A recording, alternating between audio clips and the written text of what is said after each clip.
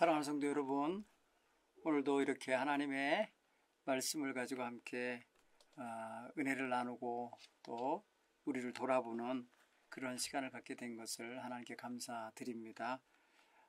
오늘은 지난주에 이어서 다윗의 허물과 죄악으로 인하여 그 결과가 어떻게 참혹한 결과가 만들어졌는지, 그 죄의 결과, 다윗의 탈선의 죄악으로의 탈선으로 인한 그 결과가 어떻게 됐나 한번 좀 살펴보는 그런 시간을 갖겠습니다. 지난주에 다윗이 밧세바를 범하여 큰 죄를 짓고 또 그 죄가 장성하여서 커져서 밧세바의 남편인 우리아를 전쟁터에서 죽게 만드는, 그리고 또 다른 사람들을 그 살인하는 일에 공모자가 되어서 참여하게 만드는 그런 결과, 그리고 그로 인하여 함께 죽은 병사들이 있게 한 그런 상황을 우리가 말씀을 통해서 보면서 죄가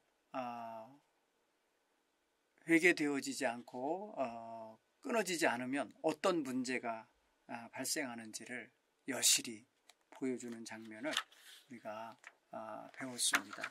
그래서 우리의 삶에 그것을 적용해 가지고 우리의 삶을 돌아보는 그런 시간을 가졌는데, 오늘은 그러한 죄에 대하여 하나님이 다 알고 계시고 보고 계시다가 예언자 나단을 보내서 책망하신 이야기하고, 그것에 대하여 또 단호하게 정리해내지 못한 결과가 그의 가정에서 어떤 일이 벌어졌는지, 어떤 자식들을 통해서 어떠한 죄악이 또 이어지는지를 볼 수 있는 그런 시간이 되기를 바랍니다. 특별히 오늘 우리는 다윗의 이야기를 보지만 사실은 다윗의 이야기라 보지 말고 우리의 이야기라고 읽어갈 줄 아는 그런 자세가 있게 되기를 바랍니다. 특별히 오늘 본문의 말씀은 이제 13장에서 점검해서 바라볼 건데요. 그 전에 이제 다윗이 나단 선지자에게 책망받는 이야기를 우리가 사무엘하 12장에 기록된 이야기를 그냥 넘겨짚고 그냥 넘어갈 수는 없는 것 같아요. 좀 살펴보고 가도록 하겠습니다. 하나님께서는 나단 선지자를 다윗에게 보내셔서 다윗의 행한 일들을 하나님이 보시고 아셨다는 사실을 하나의 작은 이야기를 가지고 접근해서 책망하는 이야기가 나옵니다. 그 이야기에 등장하는 두 사람이 있는데, 한 사람은 부유한 사람, 그리고 한 사람은 가난한 사람. 부유한 사람은 양과 소가 많아서 정말 부족함이 없는 사람이고, 가난한 사람은 아무것도 없고 자기의 딸처럼 기르는 암양 새끼 한 마리 겨우 기르고 있는 가난한 사람인데, 어느 날 부잣집에 어떤 행인이 찾아왔는데, 그 부자가 자기에게 찾아온 손님이자 들어온 나그네를 대접한다고 하면서 옆집에 있는 가난한 사람의 양 새끼를 뺏어다가 자기에게 온 손님을 접대했다라고 이야기를 해줬어요. 그랬을 때 다윗이 막 화를 확 내죠. 노하면서 말하기를, 여호와의 살아계심을 두고 맹세하노니 이 일을 행한 그 사람은 마땅히 죽을 자라, 이렇게 자기가 판단을 합니다. 왜냐하면 그 가난한 사람을 불쌍히 여기지 아니하고 이런 악한 행동을 했다라고 해서 그 양새끼를 뺏어다가 자기의 손님을 접대한 부자에게 사형을 시켜야 된다라고 하는 그런 판결을 내리고, 그리고 그 양새끼에 대하여 4배를 갚아 주어야 한다라고 하는 사실을 이야기했어요. 나단이 여기까지 이야기를 전개하여 다윗으로 하여금 무엇이 잘못됐고 무엇이 악한 건지를 알게 한 후에 다윗에게 직설적으로 말합니다. 당신이 바로 그 사람입니다.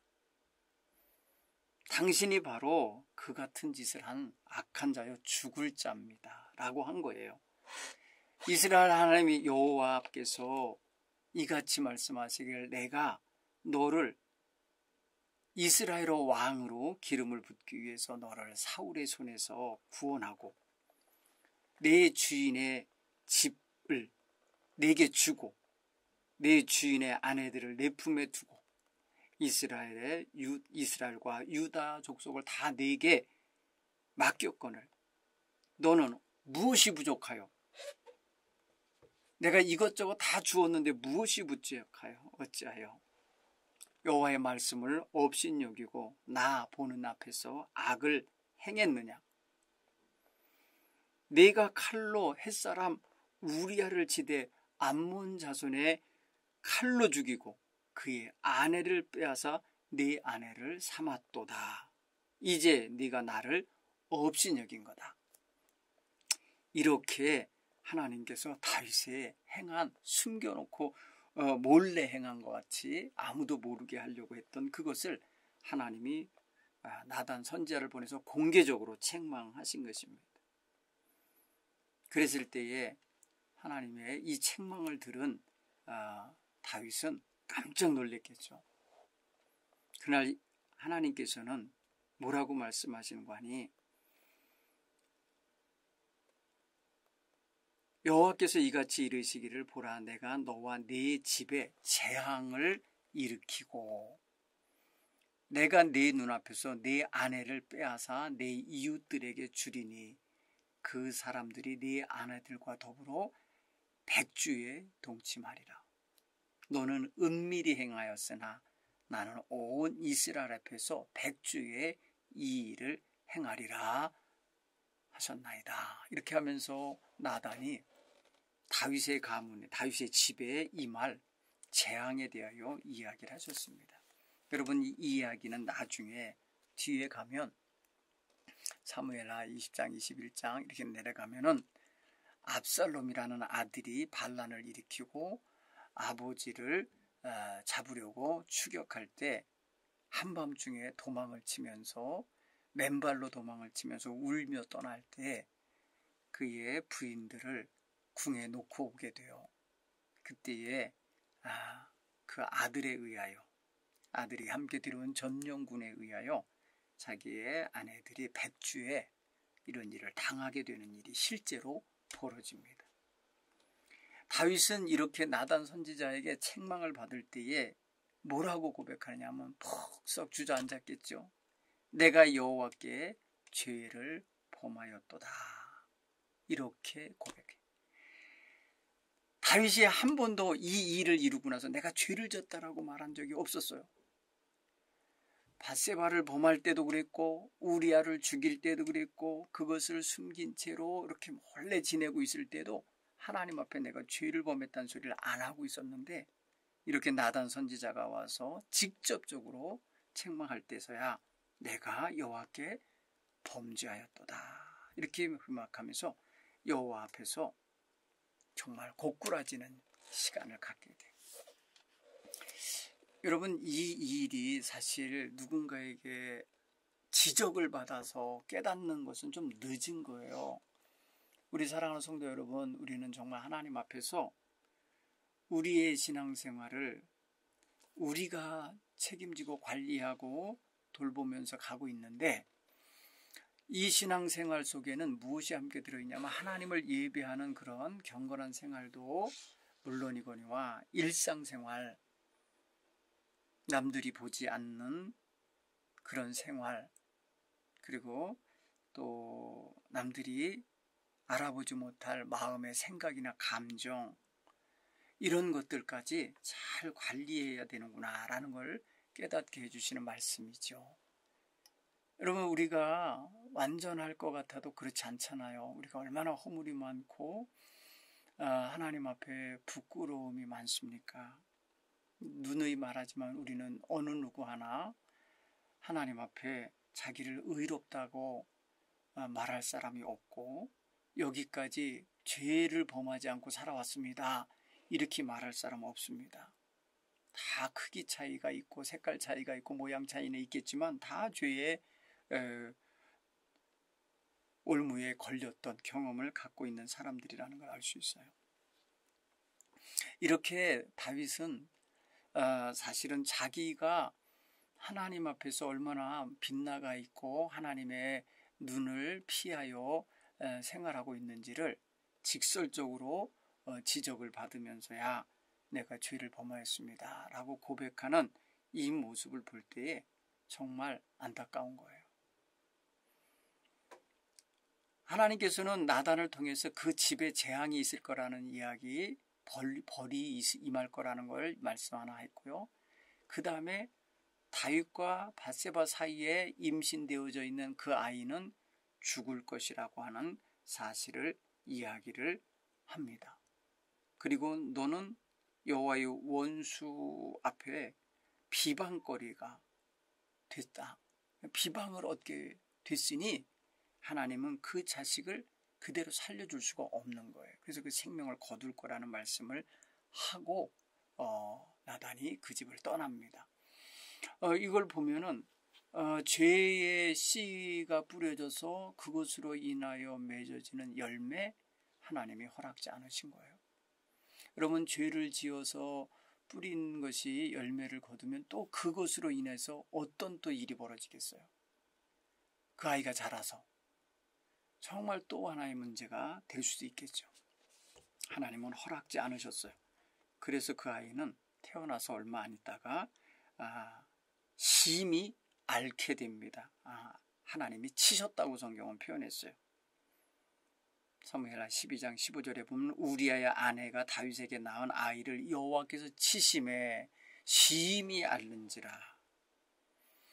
이건 이미 하나님께로부터 정해진 재앙이고 심판이기 때문에 돌이키질 않았어요. 아무리 다윗이 금식을 하고 밤새도록 기도를 하고 몇 날 며칠을 하고 신하들의 만류에도 아랑곳하지 않고 엎드려서 먹지도 않고 마시지도 않으면서 이 아이를 위해서 기도하잖아요.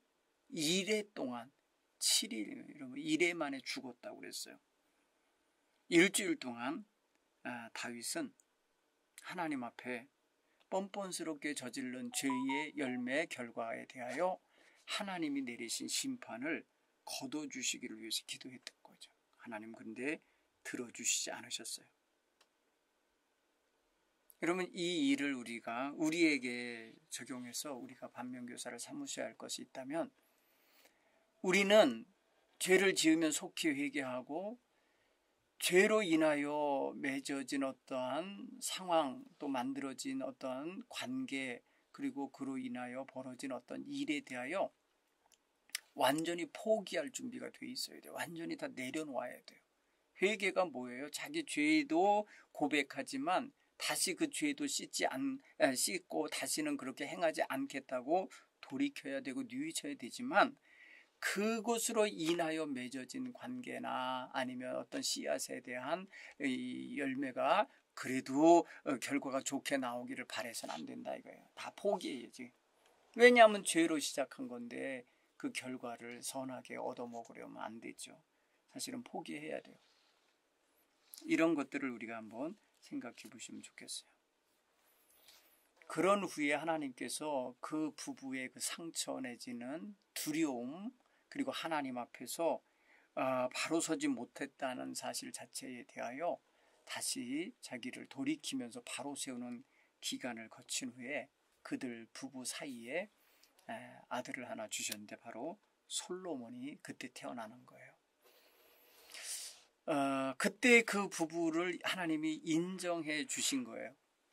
그 회개하고 난 다음에 그 죄의 결과를 다 청산한 다음에 하나님은 그들 사이에서 아이가 났을 때 그 아이 이름을 솔로몬이라 하고 그를 하나님께서 나단 선지자를 보내서 여디디아다 이렇게 표현해서 하나님이 사랑하셨다 이렇게 표현을 해주게 했어요.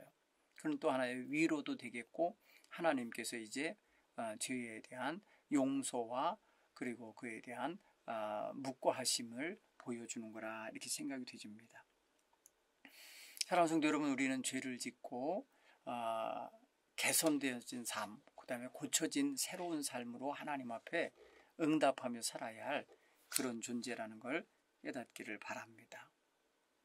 자, 13장에 가면은 이제 그 집안에 재앙이 임할 거라고 했던 그 두 번째 사건이 나오는데, 첫 번째 사건은 이 태어난 지 얼마 안 되는 아이가 죽는 일이고, 두 번째 사건이 하나 벌어지는데, 그거는 바로 다윗의 아내들이 낳은 이복 형제 자매들 간에 벌어지는 아주 음란한 일이 그 가정에서 벌어져요.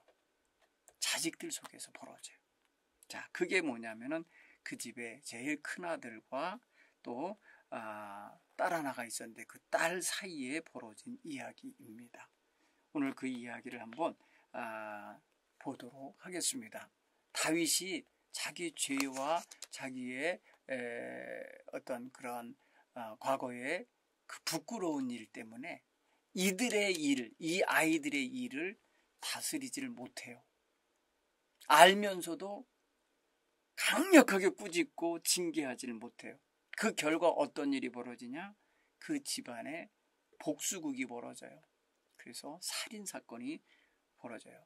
음란한 강간사건도 벌어지고 형제들 간에 그리고 살인이 벌어지는 일이 벌어져요. 오늘 여러분 그 살인의 이야기를 함께 읽고 함께 공부하겠어요. 사무엘하 13장 23절로 39절 이야기를 제가 읽어드릴게요. 오늘 성경은 만 2년 후에 이렇게 시작되는데, 만 2년이라는 것은 어떤 일에 대한 2년이냐면 다윗의 아들 압살롬의 여동생, 예쁜 여동생 다말이 있는데, 그 다말을 다윗의 첫째 아들인 암논이 마치 자기가 병들어서 아픈 척하면서 그 여동생으로 하여금 와서 병수발을 들게 하는데, 병수발을 들게 하는 동안에 그만 그 여동생을 범하고 맙니다. 그래서 여동생으로 하여금 큰 마음에 병이 들게 하고요. 또 여동생이 그렇게 큰 오빠에게 몸을 더럽힌 이후에 그만 그 오빠로 하여금 버림을 당합니다. 외면을 당해서 자기 집에 들어가서 굉장히 슬프게 어둡게 수치스럽게 지내게 될 때에 그 친오빠인 압살롬이 마음에 원한을 품고, 또 그 원한은 아버지에 대한 아버지가 그 큰형에 대하여 바르게 다스려주지 못한 것에 대한 분노까지 겹하여 마음에 어떤 복수심이 강하게 자리 잡게 됩니다. 이러한 형제 자매 간에 있었던 이러한 음란한 일 내지는 강간 사건 후 2년이 지났다는 거예요. 오늘 본문에 그렇게 되어서 시작합니다. 제가 읽어볼게요. 만 2년 후에 에브라임 곁 바알 하솔에서 압살롬이 양털을 깎는 일이 있음에 압살롬이 왕의 모든 아들을 청하고, 압살롬이 왕께 나아가 말하되 이제 종에게 양털 깎는 일이 있사오니 청하건대 왕은 신하들을 데리시고 당신의 종과 함께 가사이다 하니, 왕이 압살롬에게 이르되 아니라 내 아들아, 이제 우리가 다 갈 것 없다. 네게 누를 끼칠까 하노라 하니라. 압살롬이 그에게 간청하였으나 그가 가지 아니하고 그에게 복을 비는지라. 압살롬이 이르되 그렇게 하지 아니하시려거든 청하건대 내 형 암논이 우리와 함께 가게 하옵소서.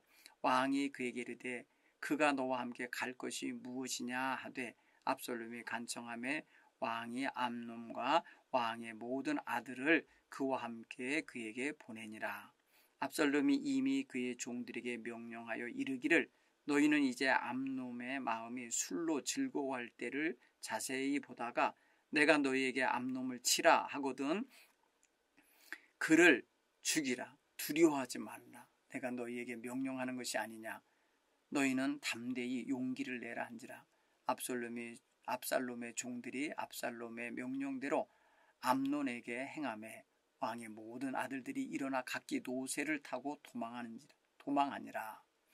그들이 길에 있을 때에 압살롬이 왕의 모든 아들들을 죽이고 하나도 남기지 아니하였다는 소문이 다윗에게 이르매 다윗이 곧 일어나서 자기 옷을 찢고 땅에 드러눕고 그의 신하들도 다 옷을 찢고 모셔 선지라. 다윗의 형 시므이의 아들 요나답이 아뢰어 이르되 내 주여 젊은 왕자들이 다 죽임을 당한 줄로 생각하지 마옵소서. 오직 암논만 죽었으리이다. 그가 압살롬의 누이 다말을 욕되게 한 날부터 압살롬이 결심한 것이니이다. 그러하온즉 내 주 왕이여 왕자들이 다 죽은 줄로 생각하여 상심하지 마옵소서. 오직 암논만 죽었으리이다 하니라. 이에 압살롬은 도망하니라. 파수하는 청년이 눈을 들어보니 보아라 뒷산 언덕길로 여러 사람이 오는도다. 요나답이 왕께 아뢰되 보소서 왕자들이 오나이다. 당신의 종이 말한 대로 되었나이다 하고 말을 마치자 왕자들이 이르러 소리를 높여 통곡하니 왕과 그의 모든 신하들도 심히 통곡하니라. 압살롬은 도망하여 그술 왕 암미훌의 아들 달메에게로 갔고 다윗은 날마다 그 아들로 말미암아 슬퍼하니라. 압살롬이 도망하여 그슬로 가서 거기에 산지 3년이라. 다윗 왕의 마음이 압살롬을 향하여 간절하니 암논은 이미 죽었으므로 왕이 위로를 받았음이더라. 아멘. 여러분 성경에는 참 이런 부끄러운 이야기, 창피한 이야기, 또 예수 안 믿는 사람이 읽으면 괴로울 것, 조롱할 것 같은 내용도 솔직하게 담아내고 있다는 걸 알 수 있습니다. 특별히 이스라엘 왕 가운데 다윗을 최고의 성군이라고 칭송하는데 그의 명예와 그의 모든 공적에 흠이 될 이야기잖아요. 그럼에도 불구하고 성경은 숨기지 아니하고 이 이야기를 말합니다. 이유가 있겠죠. 다윗을 부끄럽게 하려고 하는 것만이 아닐 거예요. 이거는 이 성경 말씀을 읽는 모든 백성들에게 경고하고 계신 뜻이라고 생각할 수 있습니다. 오늘 이 이야기 속에서 다윗의 가정이 정말 풍지박산이 나고 있구나라는 걸 알 수 있어요. 하나님께서 너와 네 집에 재앙을 내리겠다 하신 이야기 속에 들어갈 만한 그러한 내용이겠죠. 이게 한 가정을 파괴하고 한 가정의 아내를 뺏고 남편을 죽인 그 죄값의 일부일 수도 있습니다. 하나님 앞에서 죄를 숨기려고 하면 더 많은 죄를 짓게 되고 더 큰 죄를 짓게 되고 그 죄는 대를 이어서 가정의 가문의 저주가 되는 이런 일로 이어짐을 보여주고 있습니다. 사랑하는 성도 여러분, 우리는 우리의 삶 속에 들어차 있는 죄악된 그런 어떤 기질이나 성품이나 행동이나 그런 것들이 그냥 별스럽지 않게 여겨질 요소가 아니라 심각하게 여겨야 할 것들이라는 것을 이번 이야기를 통해서 우리가 좀 생각해 볼 수 있는 기회가 됐으면 좋겠어요. 여러분 모두가 다 완벽할 수는 없지만 그래도 욥이 자기 자식들을 위해서 매일 하나님께 제사를 드리며 예배를 하며 돌아보게 하고 회개하게 하고 바르게 서도록 그렇게 했었던 그런 이야기가 나오잖아요. 욥기에 보면 다윗도 자기 자신이 온전하고 깨끗했으면 그렇게 자녀들을 여러 부인들 속에서 낳은 자식들을 그렇게 양육하고 케어했어야 돼요. 그런데 그러지 못한 것은 다윗이 바빠서도 그랬을 거고 거기까지 생각 못해서도 그럴 수 있고 그러한 필요성을 못 느껴서도 그랬을 수 있어요. 많이 생각을 해보세요. 부인이 여럿이고 그 부인을 통해서 낳은 자식이 여럿이면 다 다양하잖아요. 별의별 문제가 다 생길 거라는 게 그냥 보여지잖아요. 그래서 그런 부분에 있어서 최소한 아버지로서 자기를 통해서 태어나는 아이들이니까 아버지로서의 책임과 의무를 성실하게 이행했어야 되지 않나 하는 반성도 해보게 되는 것입니다. 요즘은 우리의 자녀들은 하나 둘밖에 없고 또 많아야 뭐 4-5명 정도인데 그 정도에 대해서도 정말 안 아픈 손가락 없이 다 아프다 생각하시면서 돌본 그런 정성된 양육하신 부모님도 있지만 생활이 바빠서 또 여건이 안 돼서 방치됐거나 무관심했거나 자녀 교육에 대하여 신경을 못 써서 노년에 그 자식들로 인해서 와지는 많은 부메랑 같은 아픔의 일들이 있지 않습니까? 이런 것들을 생각해 보면 양육기에 있는 아이들을 육아할 수 있는 육아기에 있는 젊은 부모님들은 자녀들을 잘 돌보고 세워내는 이런 자세가 필요하다 믿습니다. 오늘 한번 이 말씀을 보겠습니다. 압살롬이 2년 동안 자기 이복형에 대하여 분노를 품고 복수심을 품고 이를 갈며 계획을 짰다라는 사실을 그 둘째 아들을 통해요 다윗이 알게 되잖아요. 자, 그렇게 될 동안에 아버지는 이 사건을 다 알면서 다윗이 이 모든 일을 듣고 그냥 심히 노했다라고만 했지 그들의 잘잘못에 대하여는 다스리지를 않았어요. 그러면 이거는 굉장히 압살롬에게 화가 나는 문제였던 것 같아요. 그래서 이것에 대하여 정말 분노를 갖고 복수심을 품고 있었던 압살롬의 마음을 헤아리고 어루만져 주지 못한 아버지의 실수가 있고 또 다말 욕보임을 당한 이 딸을 어떻게 외롭게 수치스럽게 괴롭게 살게 하고 처량맞게 살게 하는 거 이거를 왜 케어를 안 해줬나 이거에 대하여 지금 압살롬은 굉장히 상처를 받고 있는 거라 생각이 되져요.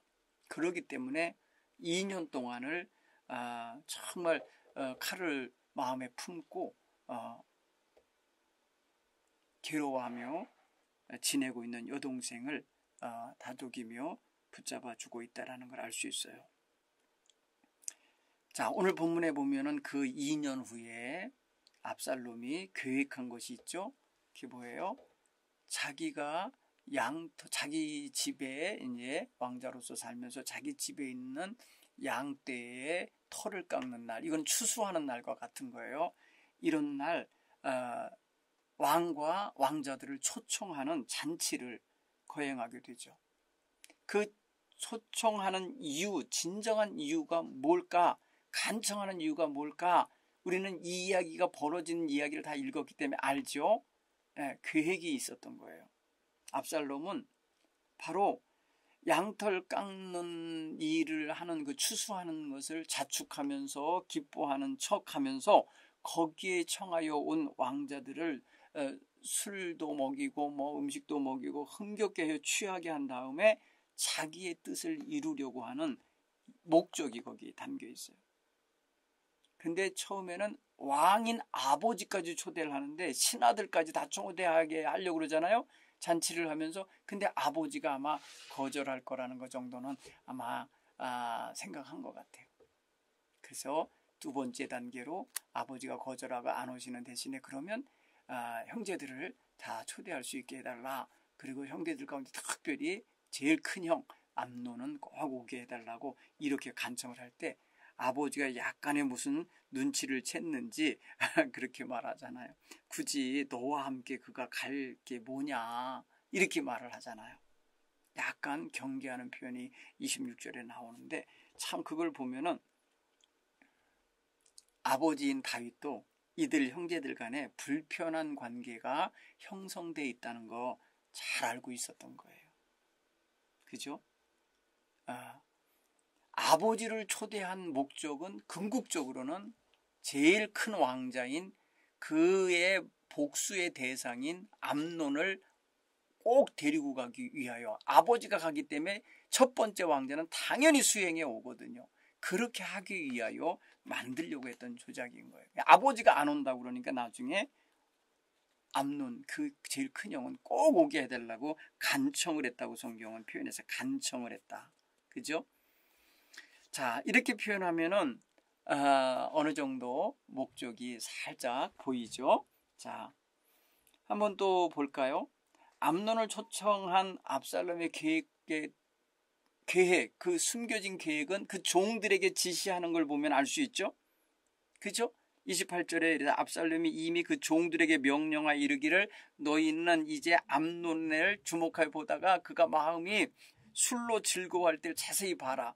그리고 나서 그걸 나한테 알려주면 내가 신호를 줄 테니까 그 암논을 치되 두려워 말고 쳐라. 담대히 쳐라. 용기를 내고 쳐라. 이러면서 자기 신복들인 종들에게 자기의 원수가 되는 원수 같은 형, 이 형을 제거하게 명령을 내렸다는 걸 보면 알 수 있어요. 여러분, 이거는 암논을 살해하겠다는 뜻이잖아요. 그렇죠?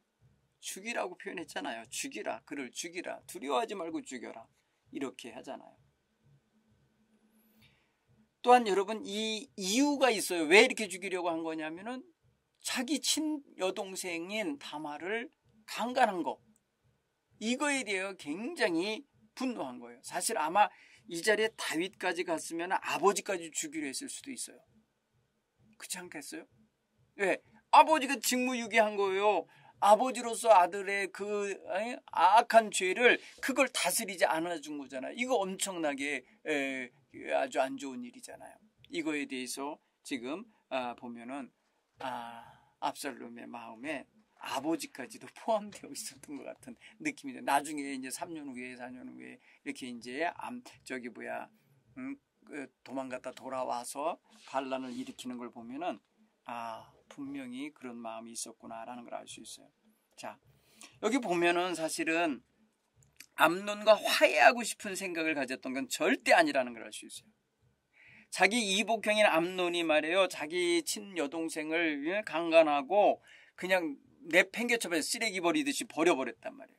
그랬을 때 와지는 그 배신감과 그 엄청난, 이거는 좀 말로 표현할 수 없는 거예요. 사실 당시에는요, 그 형제, 이복 형제나 이런 경우에 결혼도 했어요.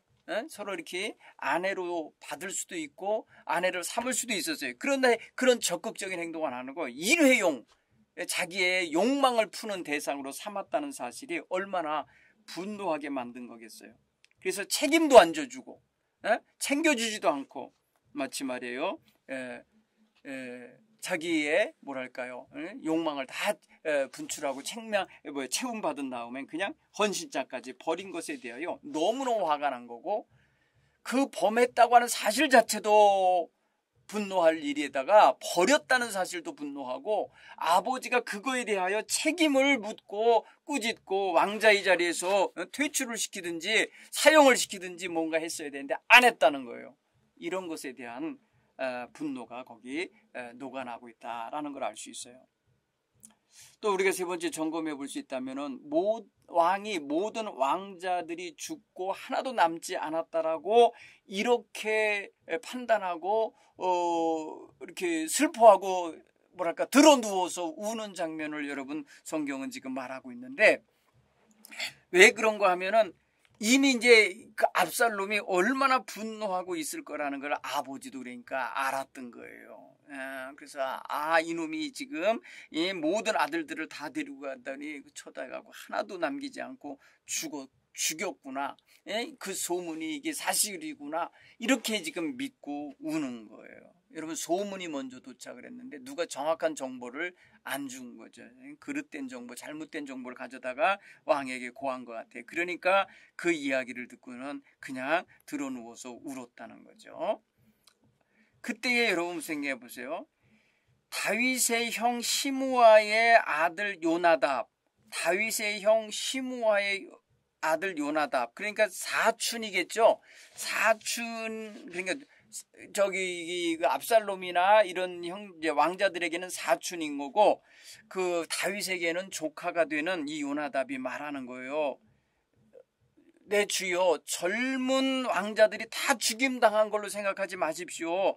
아마 오직 그 암논만 죽었을 겁니다. 이렇게 말해요. 그러니까 이 뭐예요? 사촌은 알고 있는 거예요. 사촌은 지금 압살롬이 평소에 어떤 마음을 가졌는지 알고 있는 거라는 걸 알 수 있어요. 그렇죠? 그런데 이것을 막지 못한 거예요.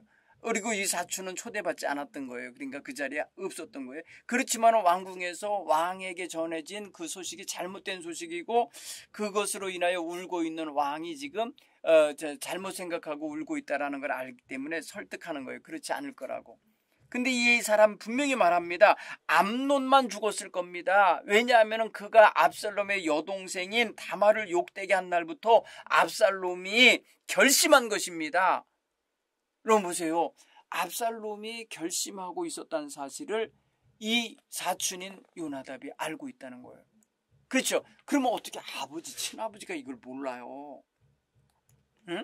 친아버지가 이걸 빨리 눈치채고 어떻게든지 압살롬과 암논 사이를 띄워놓거나, 아니면 이런 일이 벌어지지 않게 미연에 방지하거나 뭘 화해를 시키거나, 아니면 결혼을 시켜서 그 아이들 부부가 되게 했거나, 뭐 이런 게 있었으면 차라리 좋았을 것을 그러지 못했다는 걸 알 수 있어요. 자, 그 다음에 압살롬이 오늘 그 암논을 죽이고는 도망을 치게 되죠. 여러분, 뭐랄까, 망명한다 그러니까 딴 나라로 도망친 거예요. 그 망명한 나라가 딴 데가 아니에요. 바로 자기 외갓집이에요.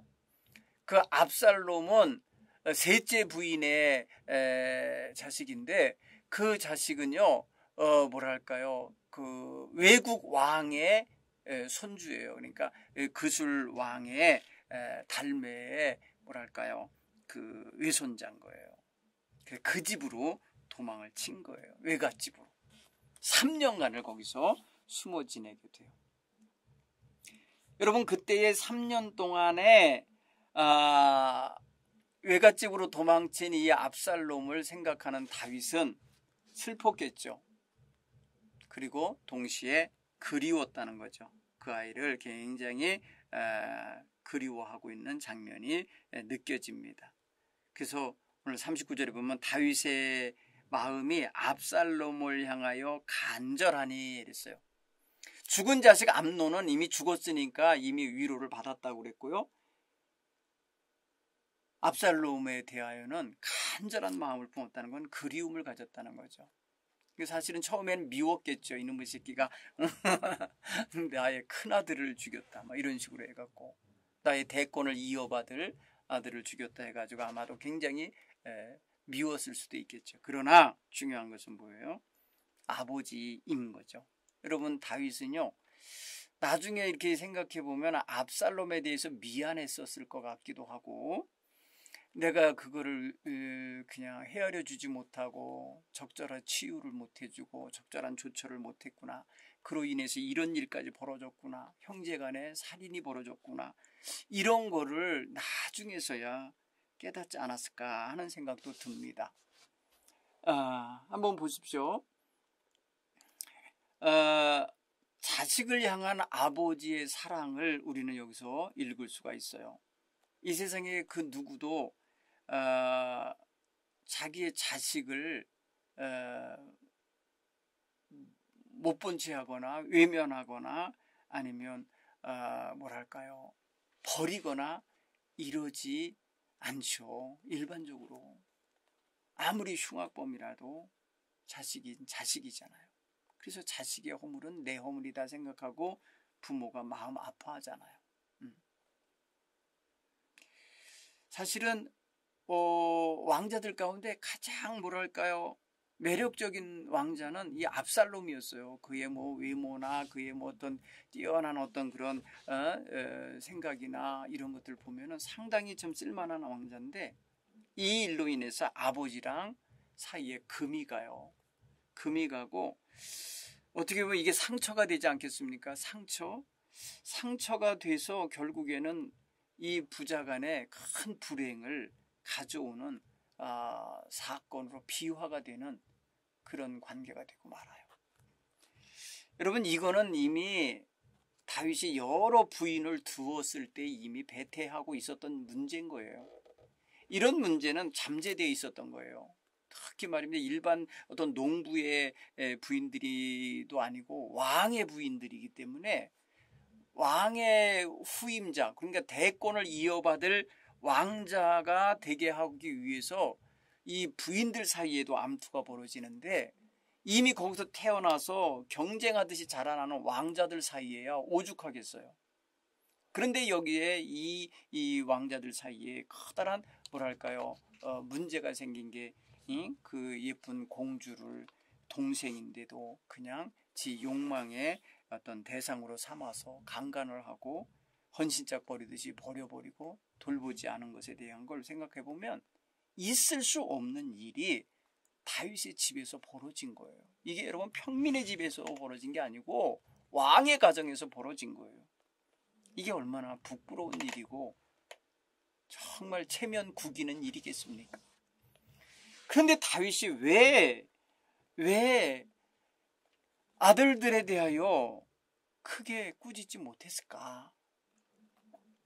생각해 보면 아버지 자기도 잘난 게 없거든요. 자기도 남의 부인 뺏어서 자식 낳고 사는 그런 아버지인 걸 이미 태어나서 그 사실을 다 알고 있는 자식들이 무슨 그 앞에서 아버지의 훈계를 받으며 권위가 섰겠어요. 아버지 권위가. 이게 정말이요. 이게 이 원죄를 가진 아버지는 자식들에게 훈계도 못하는 거예요. 사실은 자기가 부끄러워서도. 결국은 이런 문제가 죄에 사로잡힌 사람의 운명인 거예요. 결국은 죄는요 계속해서 이렇게 우리를 옴짝달싹 못하게 올무에 걸어서 네 같은 게 무슨 남에게 바른 말을 하냐, 너나 잘해, 뭐 이런 식으로 하면서 우리를 끌고 다니거든요. 정죄하거든요. 아마 다윗은 그런 부끄러움에 나단 선지자의 책망받는 날 아주 가슴 깊이 자기 자신이 별것 아니고 초라하다는 거 알고 백성들 앞에서나 자식들 앞에서 뭐라고 말할 자격도 없는 존재가 됐음을 아마 스스로 깨달았을 것 같아요. 결국은 그것이 자식들이 잘못했어도 아이고 지 아버지도 부족한데 아들이 오죽하랴 하면서 그냥 화는 냈지만은 다스리지 못한 게 아닌가 싶은 생각이 들어요. 한번 여러분 이 말씀을 부끄럽지만 우리 자신에게 한번 좀 적용해 보면 좋겠어요. 우리가 뭐 어려운 게 있겠어요. 여러분은 어려서 철모를 때 저지르는 죄들도 어른이 되면 다 부끄러운 게 느껴지잖아요. 그래서 회개하고 다시 회개하고 또 다시 돌이키고 깨닫게 되잖아요. 사실 이거는 우리 모두에게 정말 아킬레스건 같이 우리의 죄를 돌아보게 만드는 그런 말씀이라 이렇게 여겨져요. 아마 성경에 기록된 목적이 바로 그런 목적이 아닌가 싶은 그런 생각이 듭니다. 한번 적용해 보시기 바랍니다. 다윗은 모든 왕자들이 죽었다는 소문에 옷을 찢으며 누워버렸는데 과거에 우리도 무엇인가 들은 소문에 있어서 과장된 소문을 진짜로 믿고 낙심한 적은 없었는지, 아니면 좌절해서 꽁꽁 울어본 경험은 없는지 한번 보십시오. 다윗은 말에 모든 왕자들이 죽었다고 하는 그릇된 소문을 먼저 듣고는 땅에 들어 누웠다고 그랬잖아요. 여러분 가끔 보면은 우리도 잘못된 정보 또 소문에 휘둘려서 괜히 갖지 않아도 되는 마음 품게 되고 악한 말 하게 되고 먼저 판단하게 되고 막 그래. 그래 나중에 알고 보면 그게 아니었을 때 얼마나 부끄러워지고 얼마나 난처해지고 자기 자신이 정말 초라해지는 경험해 봤을 것입니다. 오늘 우리가 그런 부분들을 한번 좀 점검해 봐야 돼요. 여러분 한때 1992년인가요? 10월 25일 날 휴거 재림의 사건이 있을 거다. 막 이래갖고 말이에요. 다미선 교회니 뭐니 이런 사람들 거기에 그냥 현혹이 돼갖고 빠진 적이 있었어요. 제가 그 당시에 목회를 이제 시작했던 해인데 아주 웃지 못할 해프닝들이 너무 많이 벌어졌었어요. 그릇된 정보, 그릇된 성경 해석, 그릇된 어떤 종말론, 그릇된 소문에 빠져서 여러분 그런 부분에 있어서 우리가 바른 믿음의 자세와 시대 분별의 지혜와 그런 어떤 감각이 있어야 그런데 빠지지 않게 될 거라 믿습니다. 그래도 그 곁에서 이 시므의 아들 요나답이 말해주잖아요. 정확한 상황 판단과 통찰력을 가지고 그게 아닙니다. 임금님. 모두가 죽은 게 아닐 겁니다. 오직 암논 그는만 죽었을 겁니다. 이렇게 정확하게 얘기해 주는데 여러분 이런 사람이 곁에 있습니까?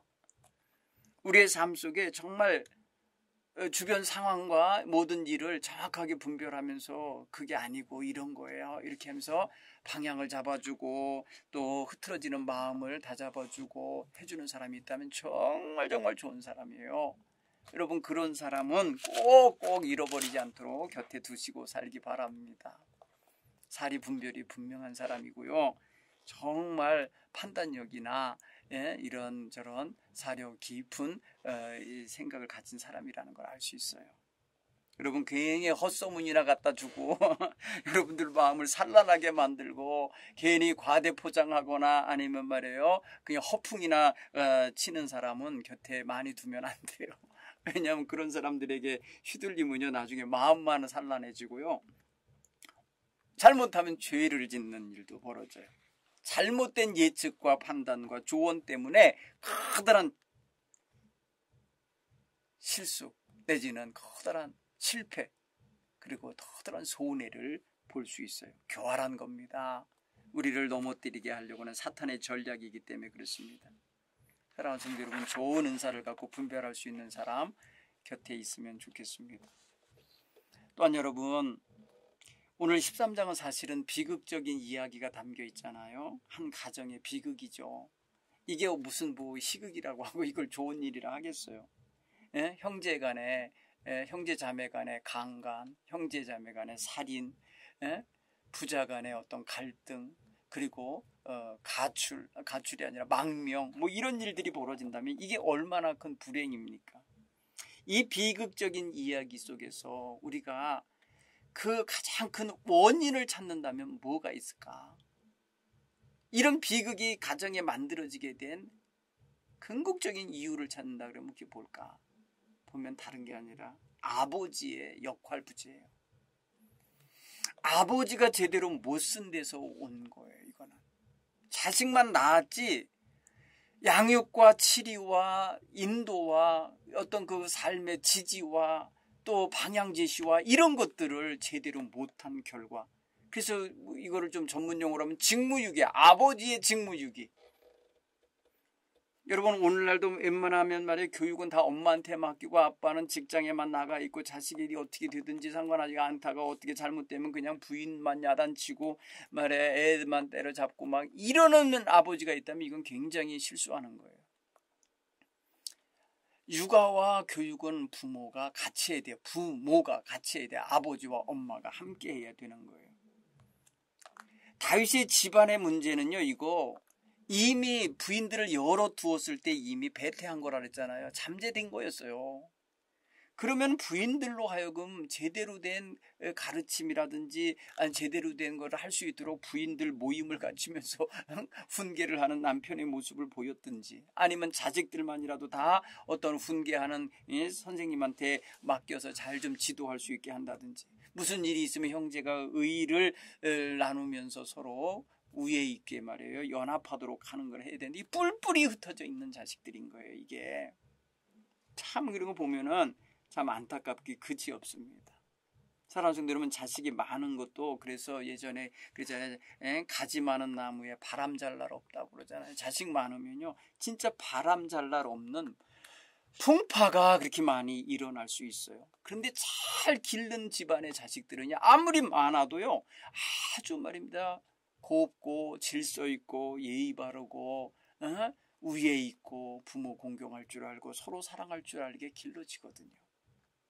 사랑하는 성도 여러분, 오늘 이런 면에 있어서 어떤 가정의 문제는요, 자식들로부터 비롯된 거다라고 할지라도 그 근본에는 부모 문제가 있어요.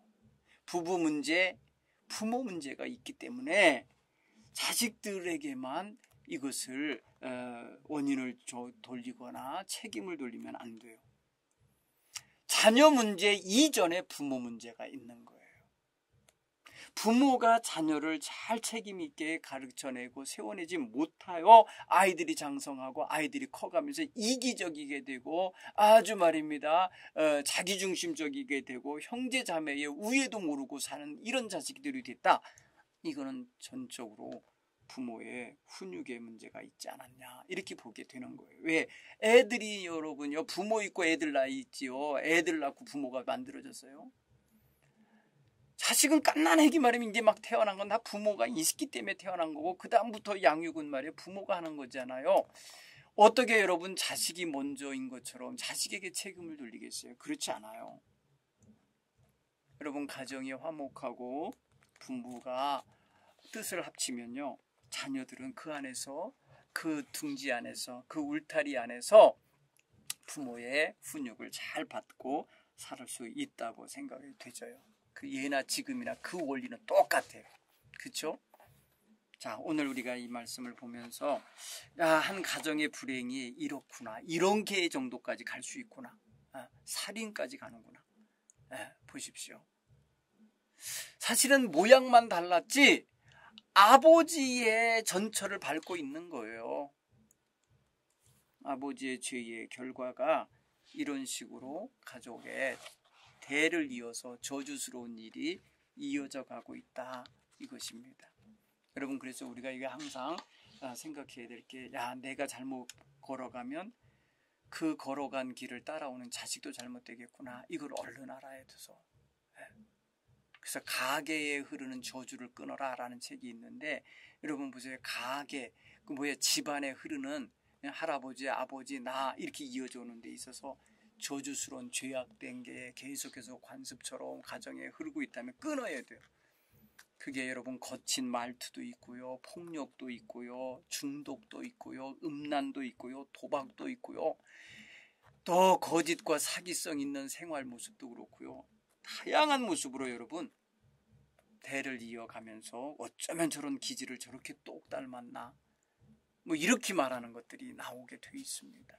여러분, 이런 것들을 속히 우리가 청산하고 고칠 수 있는 이러한 우리 부모들이 되기 바랍니다. 오늘 말씀을 가지고 한번 우리 자신도 돌아보고 우리 가족도 돌아보고 자녀도 돌아보면서 기도하시는 그런 한 주간 되시길 간절히 축원합니다. 감사합니다. 다음 주에 뵙겠습니다.